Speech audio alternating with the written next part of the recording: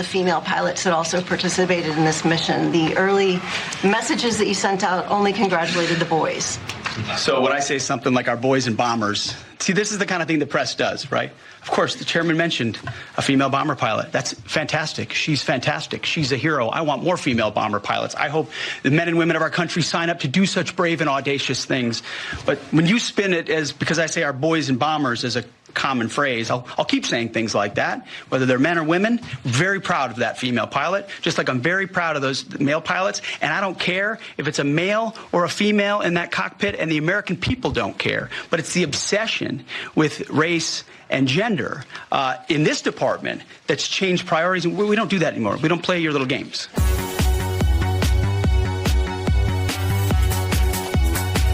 Biggest ultramethylene blue sale ever. We're launching for 1 week only. Get a free bottle of capsules or liquid methylene blue when you buy one bottle already discounted at thealexjonesstore.com. The biggest methylene blue sale ever is now live. Keep the tip of the spear on the air now while getting incredible products at thealexjonesstore.com.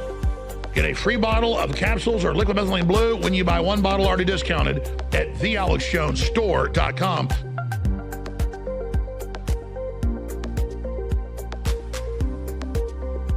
Because you, and I mean specifically you, the press, specifically you, the press corps, because you cheer against Trump so hard, it's like in your DNA and in your blood to cheer against Trump, because you want him not to be successful so bad, you have to cheer against the efficacy of these strikes.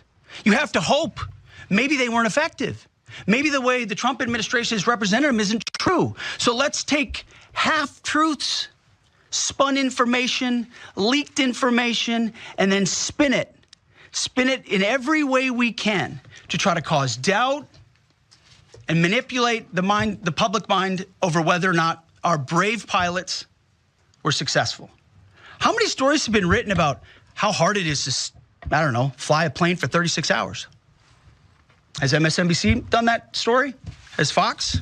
Have we done the story how hard that is? Have we done it 2 or 3 times so that American people understand? How about how difficult it is to shoot a drone from an F-15 or 16 or F-22 or F-35? Or what it's like to man a Patriot battery? Or how hard it is to refuel midair? Giving the American people an understanding of how complex and sophisticated this mission really was. There are so many aspects of what our brave men and women did that because of the hatred of this press corps are undermined because your people are trying to leak and spin that it wasn't successful. It's irresponsible. And folks in this room are privy to that information because of the proximity here in the Pentagon. It's an important responsibility. And time and time again, classified information is leaked or peddled for political purposes to try to make the president look bad. And what's really happening is you're undermining the success of incredible B-2 pilots and incredible F-35 pilots and incredible refuelers and incredible air defenders who accomplished their mission, set back a nuclear program in ways that other presidents would have dreamed. How about we celebrate that? How about we talk about how special America is, that only we have these capabilities? I think it's too much to ask, unfortunately, for the fake news. So we're used to that. But we also have an opportunity to stand at the podium and read the truth of what's really happening. And the reality is, you want to call it destroyed, you want to call it defeated, you want to call it obliterated, choose your word. This was an historically successful attack, and we should celebrate it as Americans. And it gives us a chance to have peace, chance to have a deal, and an opportunity to prevent a nuclear Iran, which is something President Trump talked about for 20 years. The proper assessment would be 2 of the sites are on the surface were completely obliterated, annihilated. And the other big dug-in site clearly heavily damaged. Yes, their ongoing enrichment knocked back 3, 4, 5 years. That's how long the estimates are, and I looked at them, they're accurate. It would take to do that. The issue is they've been enriching it at higher levels. They've been smuggling it out. And when I came on here weeks ago and said over and over again, this is coming, this is the scandal, they're going to say it's all a failure and say, now we got to have regime change to keep this going. I was really the only person doing that because I understand how this works. And I have a responsibility to just tell you what I know is the best facts. People are like, how dare you say it's just not going to be easy? How dare you say it won't, fix it and end the war? I said, I hope if he does it, I hope he doesn't, that it does work. But no, it's already here. Congressional hearings, all of it. And this is the globalists. This is the Democratic Party. This is who they are. They're the same ones that want us to go to full war with Russia. They're disconnected from reality. They're a bunch of scum. And so I see comments on X like, well, which is it? You were against the strikes, but now you're defending the president. I told you what was going to happen before it happened. I was trying to not go down this road because they didn't get much of the material. And Trump's statement about it's really heavy and hard to get out, it's down deep in the ground. I mean, come on, people. All right? And so Trump was walking into a trap.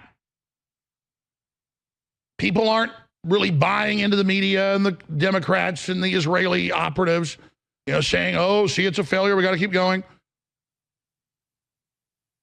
But now come the sleeper cells, whoever's going to be behind the attacks.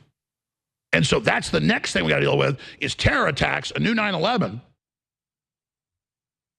that will be 100% driven to go to full war with Iran. And let me just look at my watch here.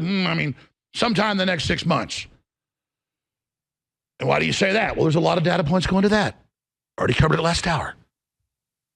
But the big one is Netanyahu's emergency powers are up in about 5.5 months. Then he can be challenged.